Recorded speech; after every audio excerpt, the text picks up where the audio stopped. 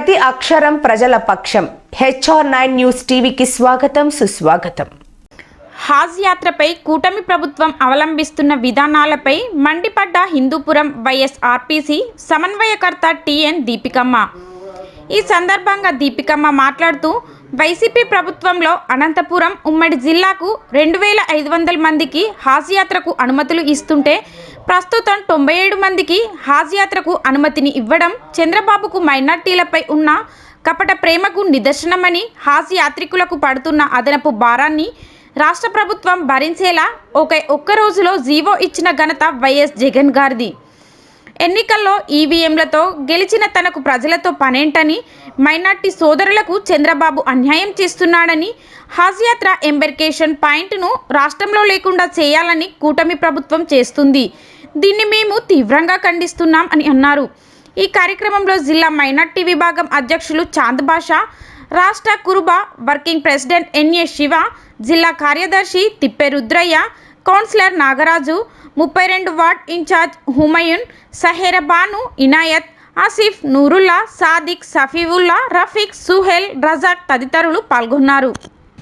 గత 2 రోజుల కింద కూటమి ప్రభుత్వము వాళ్ళ సహకారంతో, హజ్ కమిటీ వాళ్ళ సహకారంతో మన ఆంధ్ర రాష్ట్రంలో ఉన్నటువంటి గన్నవరం విజయవాడ ఇంటర్నేషనల్ ఎయిర్పోర్ట్లో ఎంబార్కేషన్ పాయింట్, అంటే హజ్ యాత్రికులు ఆడ నుంచి మన భారతదేశం నుంచి ఆ పాయింట్ నుంచి హజ్ యాత్రకి బయలుదేరే పాయింట్ ఆంధ్రప్రదేశ్కి గత మన జగనన్న హయాంలో అవన్నీ మేము కష్టపడి మన అప్పట్లో ఉన్నటువంటి అంజద్ బాషా గారు, డిప్యూటీ సీఎం గారు, మైనారిటీ వెల్ఫేర్ మినిస్టర్ గారు, మరియు హజ్ యాత్రా కమిటీ చైర్మన్ గారు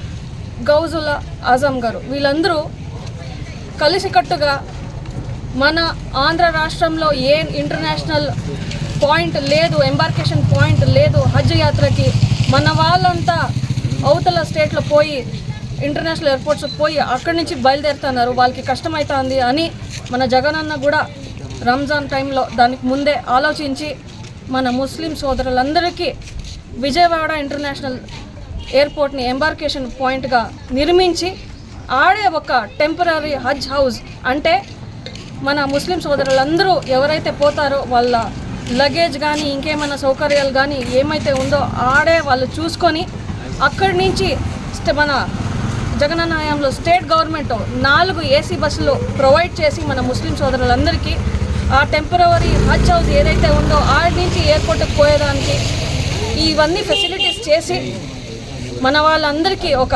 సౌకర్యం చేసి ఉంటే దాన్ని కూడా ఈరోజు కూటమి ప్రభుత్వం కాపాడుకోలేక ఆ ఎంబార్కేషన్ పాయింట్ అనేది తీసేసినారు. మీరు ఆన్లైన్లో పోయి గూగుల్లో పోయి హజ్ గైడ్ 2025 అని కొడితే అందరికీ లభిస్తుంది. హజ్ యాత్ర చేపట్టడానికి ఏదైతే ప్రొసీజర్ ఉందో మన హజ్ కమిటీ వాళ్ళు, స్టేట్ హజ్ కమిటీ వాళ్ళు మరియు సెంట్రల్ నుంచి ఏదైతే గైడ్లైన్స్ ఉందో అవన్నీ దాంట్లో ఇచ్చింటారు. దాంట్లో కూడా ఆ 20 ఎంబార్కేషన్ పాయింట్లో కూడా మన జగనన్న సాధించుకున్నటువంటి, మన జగనన్న హయాంలో సాధించుకున్నటువంటి విజయవాడ ఎంబార్కేషన్ పాయింట్ ఇప్పటికి కూడా ఉంది, ఈ రోజుకి ఈ క్షణానికి కూడా ఉంది. దీన్ని కూటమి ప్రభుత్వం ఈరోజు కాపాడలేకపోయింది. ఇప్పుడు పవిత్రమైన రంజాన్ మాసం నడుస్తుంది. నేను అడుగుతున్నాను కూటమి ప్రభుత్వంని, ఇదా మీరు ఇచ్చే బహుమానం మన సోదరులందరికీ రంజాన్ పండుగ కానుకగా?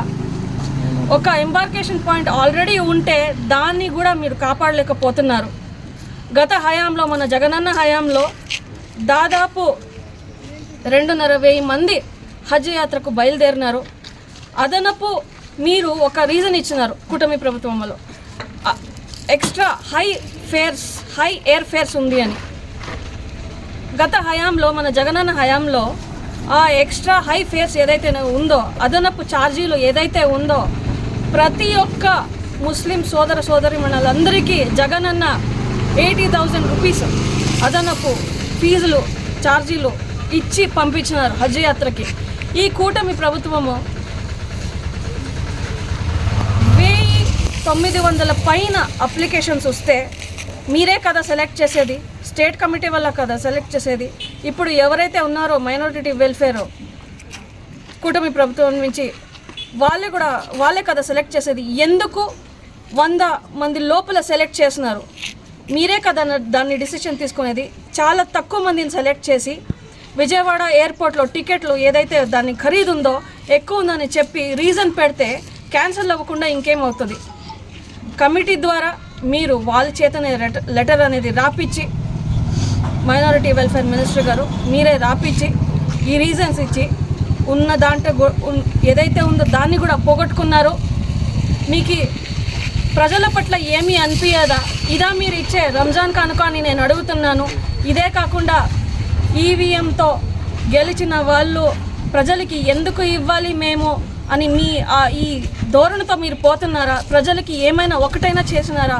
వర్గాలకి ఇట్లా మీరు అన్యాయం చేస్తున్నారు. ఈరోజు మన ముస్లిం సోదరులందరికీ, అదే కాకుండా పిల్లలకి కూడా చేస్తున్నారు. చూస్తూ ఉన్నాం మేము ఫీజులో.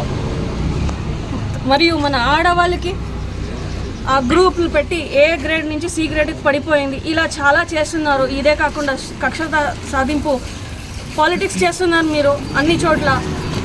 ఏదైనా వ్యక్తి న్యాయంగా ఉంటే వాళ్ళపైన పర్సనల్గా కక్ష సాధింపు అనేది చేస్తున్నారు. ఈరోజు మన ముస్లిం సోదరులు మన అందరికీ చేస్తున్నారు. అదే కాకుండా వక్ఫ్ బోర్డుది కూడా మీరు అటు కాకుండా ఇటు కాకుండా డిసిషన్స్ తీసుకొని కన్ఫ్యూజన్లో పెడుతున్నారు కూటమి ప్రభుత్వము. ఇది ఎంతవరకు సమంజసమని ఈరోజు మేము ప్రజల పట్ల వైఎస్ఆర్సీపీ ప్రజలందరూ మీరు చూడవచ్చు. ఈరోజు మిమ్మల్ని అడుగుతున్నాము, దయచేసి ఇవన్నీ మానుకోవాలి. ఉండేది కూడా మీరు కాపాడుకోకుండా ఉంటే మీ ప్రభుత్వం ఎందుకు? త్వరలోనే ప్రజలందరూ రోడ్డుకొచ్చి మిమ్మల్ని ప్రశ్నించే రోజు వస్తుంది. ఈరోజు మేము వాళ్ళ తరపున నిలబడినాము.